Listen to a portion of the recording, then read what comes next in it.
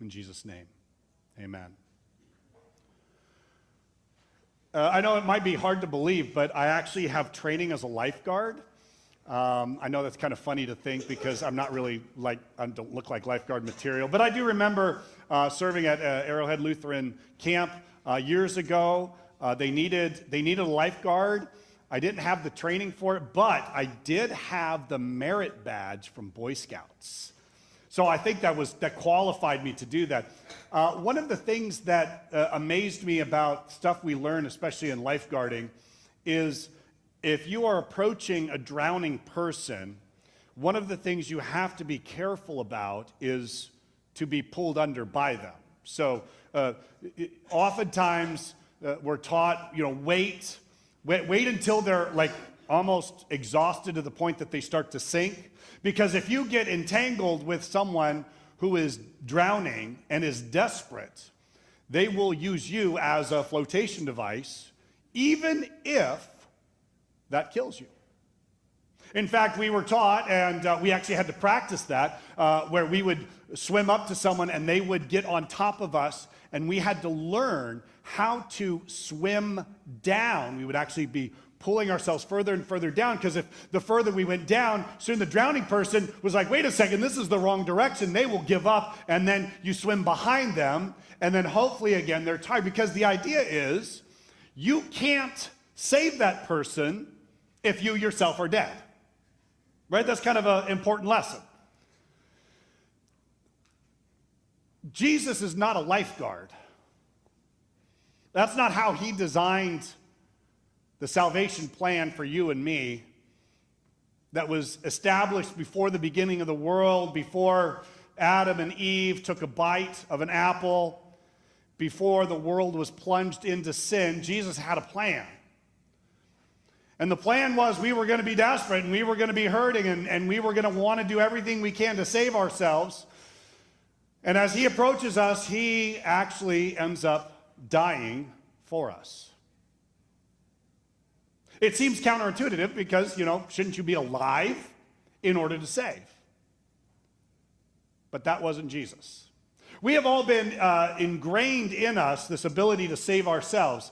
I didn't want to, I was tempted to put some videos on, but they're just really hard to watch, because it's people in fight or flight in situations, and it's very embarrassing, where all of a sudden an earthquake starts happening, and the guy in the thing runs and leaves his 2 toddlers and his wife behind, right? That's because it's ingrained in us. And I thought, oh, those are kind of funny, but it's actually they're not very funny, because that's really kind of sad. But that's all of us. We have this thing in us that if we need to do something to save ourselves, we'll do it. But Jesus ends up going completely counterintuitive to everything that's within us, and says the way I have to save you is I have to die. And it's interesting some of the words that are used in this particular section. Jesus has now been convicted of treason. He was convicted in the Sanhedrin of blasphemy, but that charge wouldn't stick. So before Pilate, he's claiming to be a king, and enough pressure was put upon him. Pilate took the expedient route and not the good route, and let Barabbas go free. We had thought to ourselves, I wonder if Barabbas ever walked out of town and seeing 3 crosses and that middle one was supposed to be his. I don't know if he ever actually went back and looked. But in there, we also saw the fact that Jesus would be willing to die on our behalf. And so now comes the very painful time of execution. This would be the most heinous form of punishment that was ever created. It is torturous in all possible ways, and Jesus willingly, deliberately chooses that path for us. Verse 16. The soldiers led Jesus away into the palace, that is the praetorium, and called together the whole company of soldiers. Some people believe that it could be upwards of 600 guys, and which again is really painful to think. We all have these images of mobs, and imagine a mob of 600 very well-endowed, strong soldiers surrounding one person who is being sent off to his death, and essentially they were given free rein to well, do whatever you want. And so, unfortunately, I don't know how many people eventually got their licks in. I don't know how many people eventually hit him or spit on him or kicked him. But you got to imagine a scene of one person in the middle surrounded by 600 people. It's hard to imagine. They put a purple robe on him, which I just put it in my Bible because I'm really curious. Where did that come from? I mean, some guy had to have brought it. And what's going to be interesting is what actually happens to the robe afterwards. It's interesting when you start thinking about it. So some guy has a robe. They're going to go off this idea that he is the king. And so they twist together a crown of thorns and they set it on him. Again, Peter, as he's dictating to Mark, gives us details but moves quickly on and doesn't even allow us a chance to understand what's happening. The wounds that are going to be inflicted on Jesus are some of the worst in the world. Years ago, I was trying to do some stuff to my motorcycle, and I wanted to put this little fancy little red sticker on the wheel. I know it sounds dumb, doesn't it? But I thought this would be kind of fun, and so I had the bike out, and my father-in-law was helping me. He was there. He had his trailer out. Back then, it was the full motorhome. The slides are out and everything. And so I'm holding the bike, and as I'm kind of moving it forward, right, moving it forward, and I'm getting the thing, and it's going on really good. And I get to the end, and I'm so excited. I just stand up in full force, and I hit the slide out, which is out, and go straight up, and it hits me right on the head. And part of me wishes it was like a sharper edge, because a dull edge, wow, that hurt. And immediately I was stunned, and immediately I feel this big, gigantic hand come down on me. It's my father-in-law. And he's like, hold still. And I'm like, what's wrong? He goes, you don't want to know. But I figured out what happened really quick, because all of a sudden, stuff is coming down my head, and it's getting into my eyes, and it's getting into my ears, and it's getting on my clothes.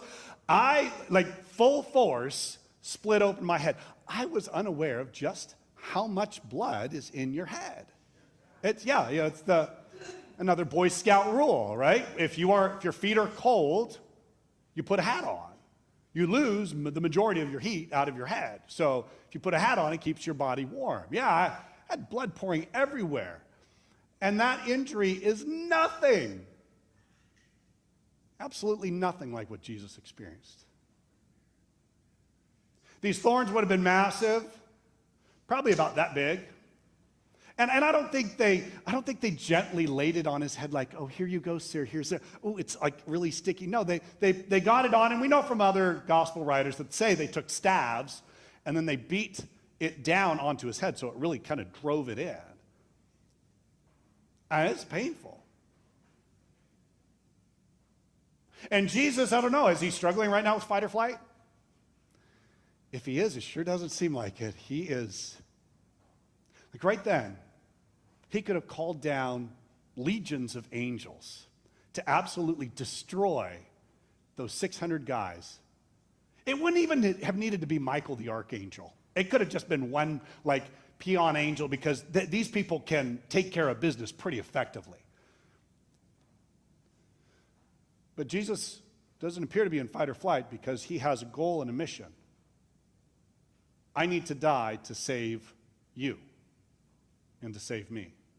So the crown of thorns is put on his head, and the purple robe is put on him. And again, this is going to be painful.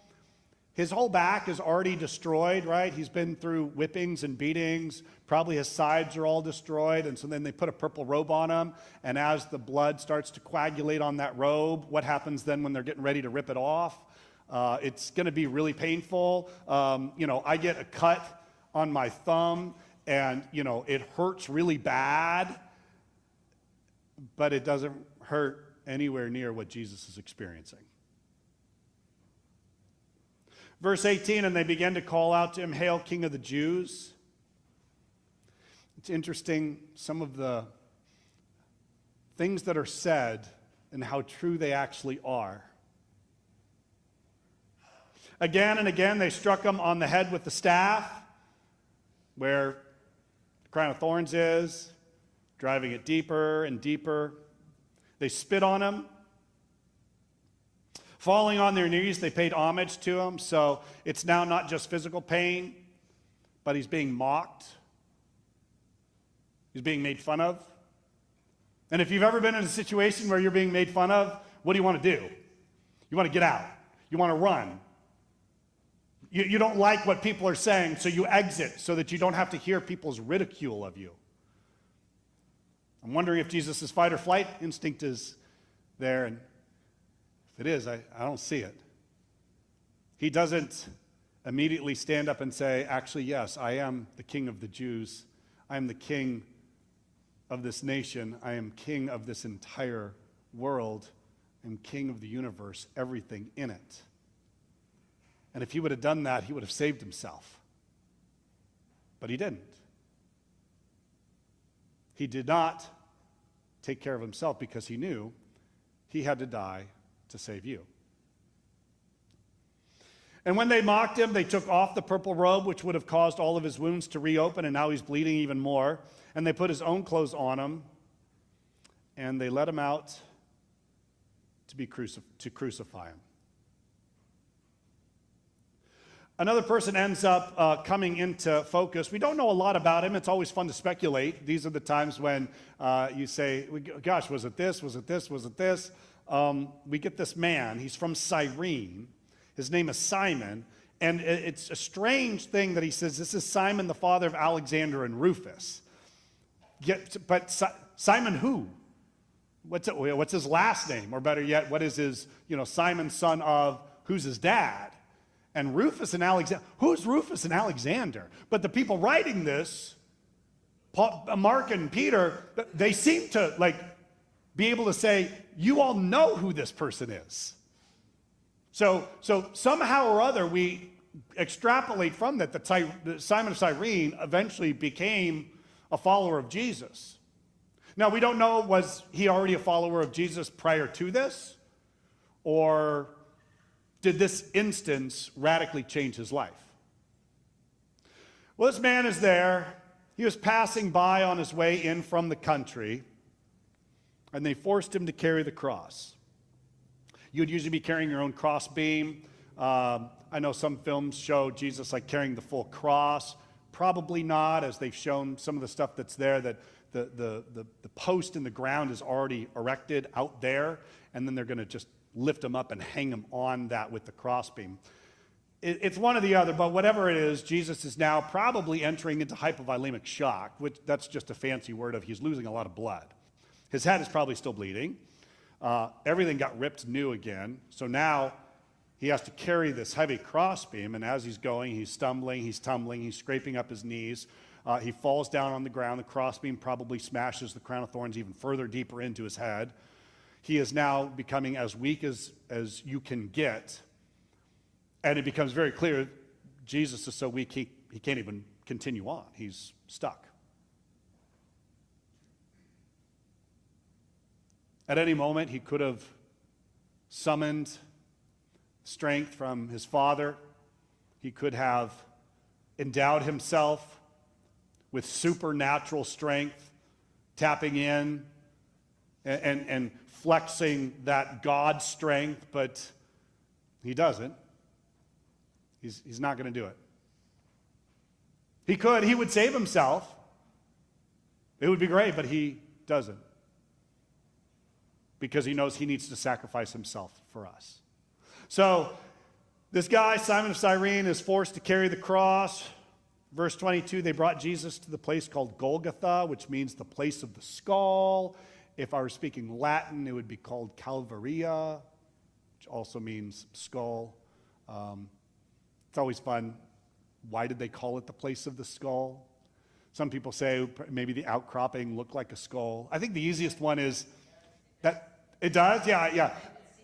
You see the face. I think the simpler one, though, is that's where everyone's dying.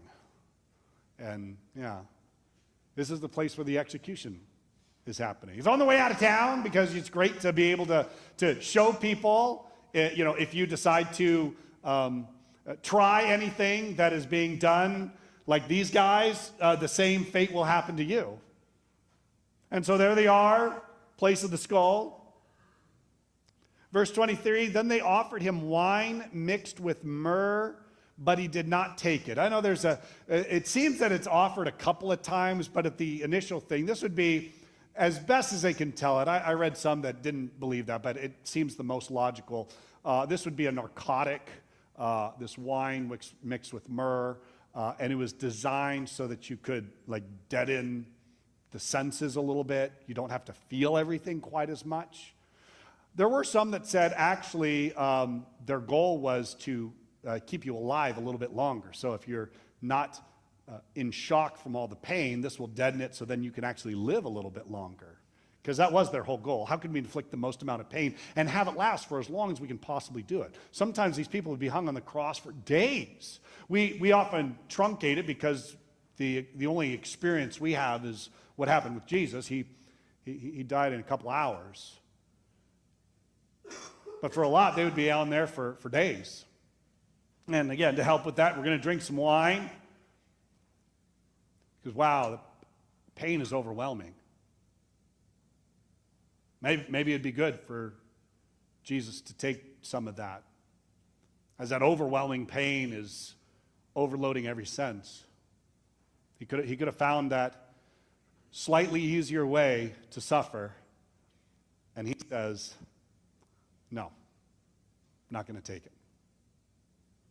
I don't know if they were surprised by that. I don't know if they thought that was funny, but essentially refusing this was his way of, again, not entering into fight or flight, but experiencing everything that was going to happen in its full force. And I have a hard time with verse 24. It's, it's too quick for me. In 4 words, Mark and Peter sum up the goal of everything. And they crucified him. The pain that he would be feeling at this point is very difficult. He's now probably spasming in all of his muscles. Tendons are probably destroyed inside. His hands are probably in a permanently crooked position because that's just what's going to happen. He's experiencing an immense amount of pain. And now he's also, if you've heard me speak on this before, he's now in a perpetual state of inhalation. So he can breathe in. The problem is he can't breathe out. So as you are hung up there on the cross, your diaphragm is extended. And so if you want to breathe, then you would just, your feet, which are held up by a spike, which would hurt, you would push up so that you could breathe out, you could breathe in, you could relax, and you would do that for hours on end. I remember one time, well, many a times, have you ever gotten like a really bad splinter? I mean, not the small ones, like the one that goes really deep into it. Like you grabbed a piece of wood and you raked your hand across it and it's in there deep. Well, that's Jesus' back now. As he goes up and down on that beam with his back already open, and he's feeling every ounce of pain. Right then, again, he could summon something, anything, that would help him not have to hurt so badly. But Jesus doesn't enter into fight or flight. He's on a mission. He is not going to lose you. He is going to save you by dying. And then after they crucify him, they divide up his clothes. They cast lots to see what each would get, which is a really sad and horrible tale. You pray that maybe some good came of that. I mean, it actually very well could have. Because again, my brain starts thinking of all the stuff that isn't in there, and I wonder, who won? As they're casting the lots, someone won and got Jesus' clothes. And there was something special about Jesus' clothes. Jesus' clothes had this incredible power, not because the thread was magic or some witch cast a spell. It was because it was connected to Jesus, even to the point where Jesus could be walking amongst a crowd of people, and someone who had been sick for 12 years says, all I need to do is just touch the hem, like the bottom part. I am going to squeeze through. I'm going to get down. And if I can just touch the hem of his robe, I will be healed. And it worked. I don't know. I'd like to think that whoever won got Jesus' robe, and soon some strange things started happening in his house. His sick mom got healed. His kids were no longer sneezing. When everyone else was coughing with the flu, they did not. I can't prove it, but it's kind of interesting to think that someone took Jesus' robe. Verse 25, it was the third hour when they crucified him. Third hour is 9 a.m.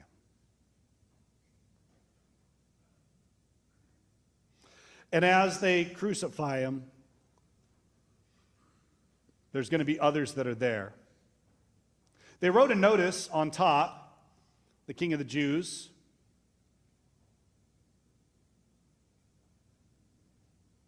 Jesus of Nazareth, King of the Jews, which in Latin would then be INRI. Helps us understand whenever you see a stained glass window that maybe has a thing above it. That's what it's there. Again, interesting. We thought about it last week. Can't prove it. It was Pilate that wrote it. Everyone objected to it, saying, hey, that's not fair. Don't call him that. Don't say that he was the King of the Jews. Say that he claimed to be King of the Jews. And Pilate said, what I wrote is what I wrote. And next to him are two robbers. That's all we have. It's their charge. We don't know anything about their names. We have some writings that may hint at their names, but I don't know if that's really important. But there was one on his right and one on his left. Again, I wonder if these two guys were a little bit shocked, because who were they supposed to see next to him? They're supposed to see Jesus Barabbas, you know? Jesus, son of the Father, was supposed to be there, and now there's this other guy. And we find out that they know each other. One of them seems to understand who this guy is. We don't know if the other one is as well. One of them comes to faith right then and there, because he clearly sees with his own eyes that Jesus is not saving himself. His fight or flight is not there. He is instead laying down his life for everyone else. Those who passed by hurled insults at him, shaking their heads. I don't know if anyone's got a different translation, shaking their heads. I don't know if KJV is, which one, is that wagging? Yeah, wagging their heads, because that's a little bit more, it wasn't that they were walking by going, oh man, I'm so bummed that Jesus is dead. No, they were wagging their heads. Have you ever had your mom wag her head at you? You knew you better shape up at that point, or else some bad stuff's about to happen. But that's what they're doing as they're walking by. They're wagging their heads. It's in direct fulfillment of Psalm 22, where those same words are used. And it's interesting. Listen to what they say. It's fascinating. I never really noticed it until this time around. And God's good that way. He said, so you who are going to destroy the temple and build it in 3 days, come down from the cross and save yourself. Because that's what you do. When you are in trouble, save yourself. When you are hurting, save yourself. If a bear is attacking, you don't need to outrun the bear. You need to outrun the person that's with you, and the bear will get them. And if that's what happens, that's okay. Of course, then I hear people say, at that point, the person starts praying, and they're like, what are you praying for? Well, I'm praying that the bear will be saved, right, and not eat us because we're Christians. And so the bear still comes, and all of a sudden, right before the bear's about to pounce, the bear stops, looks at him, and says, bless us, O Lord, for this meal that I am about to eat. I had to throw a little levity in there. This is tough. This is tough stuff. No, even George doesn't like it. Dang, man. Save yourself. And then listen to this, 31. In the same way, the chief priests and the teachers of the law mocked him. He saved others, but he can't save himself. So close, right? So close to the truth. I think it's fascinating that what do they admit? He saved others. Like, I had never really noticed that. They are actually admitting that this Jesus has power. They admit that he saved others. And again, that word saved has a lot of connotations to it. It could be used only in a healing way, but it also has this more holistic healing of physical self and healing of your spiritual self. They're actually admitting Jesus saves. Fascinating.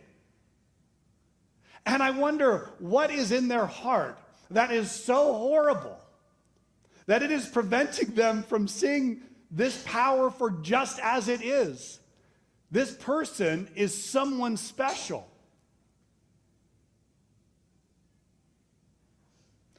It isn't lost on everyone, because we do know that from another gospel writer, there was at least one centurion who, after his death, said, surely this man is the Son of God.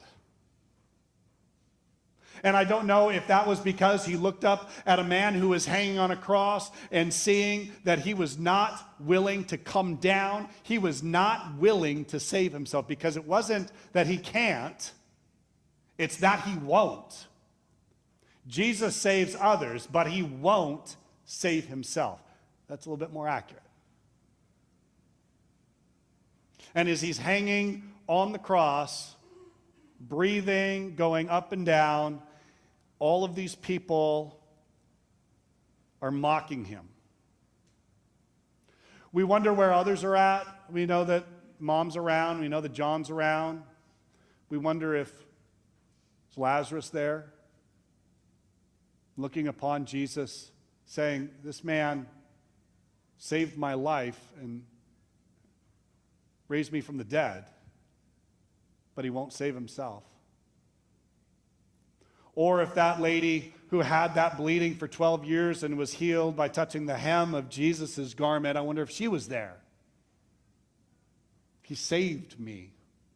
He healed me, but he won't save himself. Or the person that was paralyzed, lowered down through the roof by his friends, was he there, looking up saying, I couldn't even walk, and he saved me. And he didn't just save me by bringing life back into my legs, he healed me by forgiving me all of my sins. I'm now no longer just saved here physically, but I am fully saved. He saved me, but he won't save himself. That's because Jesus isn't a lifeguard, intent on saving his own life and then saving yours. Instead, he won't save himself. And they continue to mock him because this is something that he could have done. Let this Christ, this King of Israel, come now from the cross that we may see and believe. Now, you want to talk about a temptation. Oh, man, if I were Jesus, I would immediately, dissolve through stuff. My body would be fully healed. I would get up really high up in the air floating. I'd have muscles. I'd have abs. It would be amazing. And I would have stuff shooting through my eyeballs. And I'd be like, I am off the cross. And question, would they have believed? No, I don't know if they would have believed. They'd have been like, oh, wow, he's demon possessed. Oh, wow, I think I might have dipped into that wine with myrrh a little bit too much. Oh, wow, it's a really hot day today. I think I need some water. Because for them, they don't need a Savior because they're going to save themselves. For them, they don't need someone to forgive them of their sins because they'll do it on their own. And there they had the opportunity, as they're even saying it, if he does this, I'll believe. He's already healed people. He's already healed the blind and the deaf. He's already healed Malchus's ear.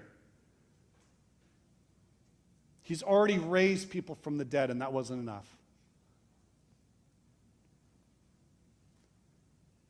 He saves others, which I'd like to change it if that's okay. I think you know what I would like to change it to. Because others is, he saved others. Do you want to know who he saved? Yeah, you know my answer. He saved me. He hung on the cross. He willingly gave his life, not in a lifeguard way where he had to save himself, but instead he willingly died so that he could save Mark Manning. And I find that absolutely incredible. And I know it's weird because when I say things like that, I can't help but smile because I'm thankful for this man who sacrificed himself for me, yet he's hanging on a cross. But I'll never forget that he did that on his own. He was not forced or coerced. He didn't leave. He stayed for me. And he did it also for you. And you may be sitting there saying, well, I don't know. Do I really need saving? I don't know. Do I really need forgiving? I don't know. Do I really need help in this world? I don't know. Seems like a lot. And I just want you to just look at the cross and notice that he did that for you. And there was a time that he finally did come down from the cross as his lifeless body was removed and put into a tomb. Even then, I think it would have been fun to come back to life right then. As they're pulling my body off the cross, what a wonderful thing. But no, he dies and he's buried. Because in 3 days he will rise again. And that's when he saves himself, after we are already saved. Let's pray.